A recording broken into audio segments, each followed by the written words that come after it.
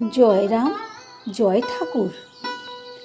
ভগবান সর্বত্র সমপ্রকৃতির আশ্রয় নিয়া বিলাস করিয়া থাকেন।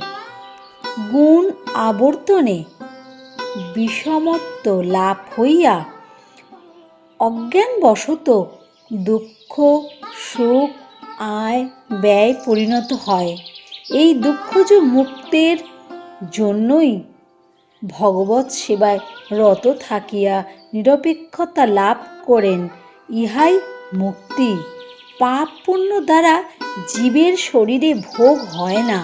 প্রাক্তন লব্ধর জন্য হইতে ব্যাধি সকল আক্রমণ করে। সমস্তই গ্রহ বৈগুণ্য মাত্র। কালচক্রের গতি অনবরত পরিক্রম করিয়া থাকে। যখন যে সত্তায় উপভোগে অধিষ্ঠান থাকে তাহাই ভোগে লিপ্ত হয়।